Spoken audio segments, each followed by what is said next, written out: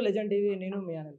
Congress government వచ్చింది, కరువు కాలం వచ్చిందని తెలంగాణ ఒక ప్రచారం అయితే చేస్తా ఉన్నారు. బీఆర్ఎస్ నేతలు గానీ, ఇంకా అధినేతలు ఎవరైనా ఉన్న వాళ్ళు చేస్తా ఉన్నారు. దీని మీద మాట్లాడడానికి TPCC media committee chairman Shyamala Rammohan Reddy అన్న అయితే ఉన్నాడు. అన్నతోనైతే మాట్లాడదాం. అన్న నమస్తే అన్న. నమస్తే. అన్న, ఇప్పుడు కరువు వచ్చింది, కాంగ్రెస్ వచ్చింది, కరువు వచ్చింది అని అంటా ఉన్నారు కదా, దాని మీద మీరేమంటారు? ఇప్పుడు కరువుకి కేర్ ఆఫ్ అడ్రస్సే కేసీఆర్ అని చెప్పి మేము అంటా ఉన్నాము. దేనికోసం అని అంటే కేసీఆర్ హయాంలో కట్టినటువంటి ప్రాజెక్టు కాళేశ్వరం. వాళ్ళు అధికారంలో ఉన్నన్ని రోజులు కూడా కాళేశ్వరం ప్రాజెక్టు మేము కట్టినాము. ఇది ప్రపంచంలోనే అతిపెద్ద ప్రాజెక్టు, అతి తొందరగా పూర్తి చేసిన ప్రాజెక్టు. 1,00,00,000 ఎకరాలకు మేము నీళ్ళు ఇస్తామని చెప్పి ప్రతి వేదిక మీద వాళ్ళు చెప్పారు. అవునా కదా? డబ్బు సాటిచ్చి మరీ చెప్పారు. వాళ్ళ నాయకులు మొత్తం క్షేత్రస్థాయి నుంచి అప్పుడు మాజీ ముఖ్యమంత్రి కేసీఆర్ దాకా కూడా డబ్బు కొట్టిందే దీని గురించి, రైట్? మరి కాళేశ్వరం కూలి ఈరోజు సుఖ నీళ్ళు ఒడిచిపట్టుకోలేనటువంటి పరిస్థితి, 1 ఎకరానికి నీళ్ళు ఇవ్వనప్పుడు 1,00,00,000 ఎకరాలు మీ దృష్టిలో మీ లెక్కల ప్రకారమే కాళేశ్వరం కూలింది. 1,00,00,000 ఎకరాలకు నీళ్ళు కూడా రావు కదా. మరి అసొంటప్పుడు కరువుని క్రియేట్ చేసింది ఎవరు చెప్పి? ఇప్పుడు కేసీఆర్ కదా. మరి కరువుకి కేర్ ఆఫ్ అడ్రస్ కేసీఆర్ ఈరోజు కాంగ్రెస్ పార్టీ మీద బట్టగాలు చేస్తానంటే అది ఎంతవరకు సమంజసం? సో ఇప్పుడు నేను ఒకటి అంటున్నా. సో కేసీఆర్ 10 సంవత్సరాల అధికారంలో ఉండి కట్టినటువంటి దాంట్లో ఒక గిలాసుడు నీళ్ళు ఇచ్చినటువంటి పాపాన లేదు, 1 ఎకరాకి నీళ్ళు ఇచ్చినటువంటి పాపాన లేదు. కానీ ఈ రోజుకి కూడా ఈ ఎండాకాలంలో కూడా ప్రతి మడిని ముద్దాడుతున్నటువంటి నీళ్ళైనా, లేకపోతే ప్రతి గొంతును తడుపుతున్నటువంటి నీళ్ళైనా కాంగ్రెస్ పార్టీ కట్టినటువంటి ఆనాటి ప్రాజెక్టులే. ఇప్పుడు మీరు చెప్పుండ్రి, కాంగ్రెస్ కరువును తెచ్చిందా, కరువు నుంచి బయటపడేస్తున్నటువంటిది కాంగ్రెస్ పార్టీనా?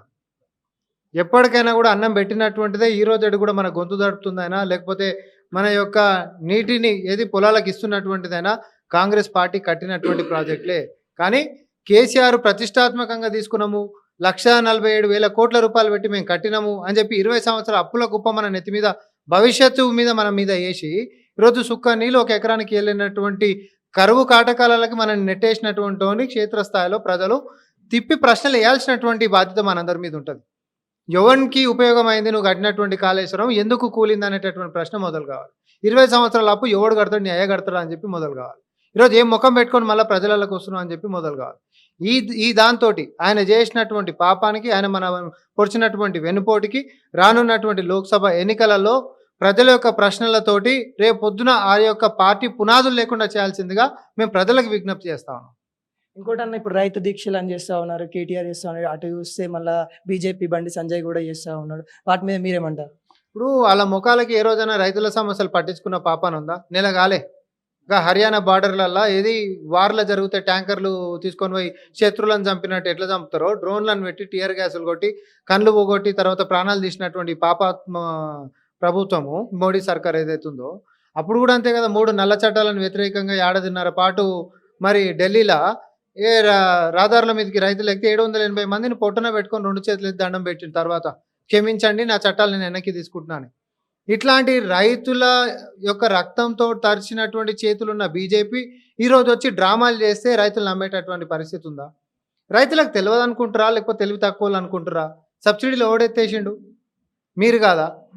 ఈరోజు రైతు రుణాలు మాఫీ ఈ 10 సంవత్సరాల్లో ఏ ఒక్కసారి కూడా చేయలేదు, అది మీరు కాదా? కాంగ్రెస్ అప్పుడు రైతు రుణ మాఫీలు అయినాయి కదా కేంద్రం నుంచి. ఎరువుల ధరని గిట్ట మీరు నియంత్రించిరా, విత్తనాల ధరలను గిట్ట మీరు నియంత్రించిరా, ఆఖరికి డీజిల్ ఎసెన్షియల్ కమోడిటీలలో ఉండే డీజిల్ అడ్డగోలు పన్ను వేసుకుంటూ పోయారు. 3.5 రూపాయలు కాంగ్రెస్ హయాంలో లీటర్ మీద పన్ను వసూలు చేసేది. 33.5 రూపాయల దాకా వసూలు చేసినటువంటి ఘన చరిత్ర ఈ మోడీ సర్కార్ మీద ఉంది. అగ్రికల్చర్ అవుట్పుట్స్ మీద సెస్ వేసిండ్రు. సెస్ అంటే కేవలం కేంద్రమే, రాష్ట్రానికి ఎట్లాంటి పాలు ఉండదు.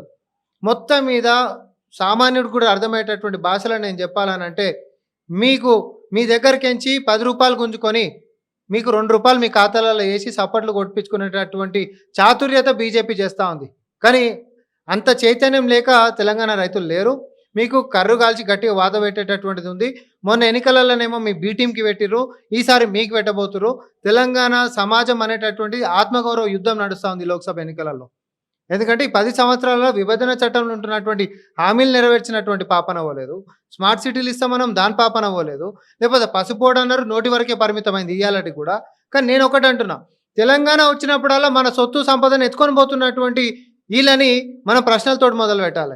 ఐటీఐఆర్ మీ అబ్బా జాగిరా ఏముందని చెప్పి ఎత్తుకొని పోయారు. కాంగ్రెస్ పార్టీ తెలంగాణకి ఇచ్చింది, ఎందుకు ఎత్తుకొని పోయినరు? లేకపోతే జాతీయ హోదా తెలంగాణ కనిపిస్తలేదా? వీటికించి పన్నులు కావాలంటేనేమో పెద్ద బ్యాగులు పట్టుకొని వస్తారు, అదే జాతీయ హోదా ఇవ్వాలనంటే మాత్రం తెలంగాణ చిన్నగా కనిపిస్తుందా? అరే నువ్వు అయోధ్యకి ఏరోప్లేన్లు వేస్తున్నావు, సంతోషం మేము కూడా మొక్తాము. కానీ మా భద్రాచలం రాముల వారికి 7 రైళ్లు ఉండే, 2 రైళ్లను ఎందుకు చేసినావు? ఇది చెప్పు జవాబు. ఈడ ప్రాంతం పట్ల వివక్ష చూపిస్తున్నటువంటి బీజేపీకి గట్టి బుద్ధి చెప్పాల్సినటువంటి అవసరం ఉంది. ఇది మనం ఆత్మగౌరవ యుద్ధం లెక్క తెలంగాణ ప్రతి ప్రజానికం అనుకుంటున్నారు కాబట్టి ఈసారి బీజేపీకి ఎట్టి పరిస్థితులలో వారిని ఎంకరేజ్ చేసేటటువంటి పరిస్థితి లేదు. ఎందుకనంటే ఎవరైనా రాష్ట్రాన్ని రణరంగం కావాలని చెప్పి కోరుకోరు కాబట్టి. మొన్నటిదాకా రాష్ట్రంలో కర్ణాటకలో అధికారంలో ఉన్నప్పుడు ఏమైంది? స్కూల్ పిల్లల కాడికించి ఈరోజు బుర్కాలని లేకపోతే ఇంకోటని లొల్లిళ్ళు పెట్టుకుంటా చాకులు లేకపోతే రివాల్వర్లతోటి స్టూడెంట్స్ కనిపించారు. లేకపోతే మణిపూర్లో ఏం జరుగుతుంది? బీజేపీ రాష్ట్రాలలో అధికారంలో ఉన్న కాడ ఎంతసేపు విధ్వంసము, రక్తపాతము. ప్రశాంతమైనటువంటి వాతావరణము, శాంతియుతమైనటువంటి వాతావరణంతో భవిష్యత్తు నిర్మించుకోవాలని చెప్పి తెలంగాణ సమాజం అనుకుంటుందే తప్ప విధ్వంసాలు లేకపోతే రక్తపాతాలు కావాలని తెలంగాణ సమాజం కోరుకోదు. అట్లాంటి సమాజం కోరుకునేటటువంటివి తెలియక కోరుకున్నటువంటి వాళ్ళు ఈరోజు 3 చెర్ల నీళ్ళు తాగుతురు. తెలంగాణ సమాజం అట్లాంటి తప్పులు చేయదని నేను నమ్ముతా ఉన్నా. లాస్ట్గా ఒక క్వశ్చన్, మొన్న రేవంత్ రెడ్డి గారు ఐపీఎల్కి వెళ్ళారు. రేవంత్ రెడ్డి గారు ఐపీఎల్కి వెళ్ళారు, కేసీఆర్ గారు రైతుల దగ్గరికి వెళ్ళారని చాలా ఒక ప్రచారం చేస్తా ఉన్నారు. దాన్ని ఈ విధంగా నేను ఒకటి చెప్తా, చిత్తశుద్ధితోటి పనిచేస్తున్నటువంటి నేతలు అందరినీ కవర్ చేయాల్సినటువంటి అవసరం ఉంటుంది. అవునా కాదా? 10 సంవత్సరాలు నువ్వు అధికారంలో ఉంటే ఏ ఒక్క రైతు దగ్గరికైనా పోయినా పాపానను పోయినవా? రేవంత్ రెడ్డి గారు మొత్తం రైతుల పక్షానే ఉన్నారు. ఆఖరికి రేవంత్ రెడ్డి గారు ముఖ్యమంత్రి అయిన తర్వాత కూడా ఫస్ట్ రివ్యూలు దేని మీద చేసిండ్రు? రైతు భరోసా గురించి మేము చేసినాం, రైతు రుణాల మాఫీని ఎట్లా చేయాలనేటటువంటి దాని మీద మనం చేసినాం. అంతేకాదు ఎంఎస్పి మినిమం సపోర్ట్ ప్రైస్ని ఎట్టి పరిస్థితుల్లో కేసీఆర్ హయాంలో రైతు బంధు అనేది ఒకటి ఇచ్చేది, ఇచ్చిన తర్వాత తాలు తరుగు పేరు మీద మళ్ళీ దోసుకునేది. సేమ్ మోడీకి నాకు పెద్ద తేడానే లేదు. తాలు తరుగు పేరుతోటి ఇచ్చినటువంటి పైసల కంటే గుంజుకునేది ఎక్కువ ఉంటుండే, నియంత్రణ అనేది లేకుంటుంటే, అసలు అడ్డగోలుగా దోపిడీ ఉంటుండే. ఈరోజు అట్లాంటి పరిస్థితి ఉందా?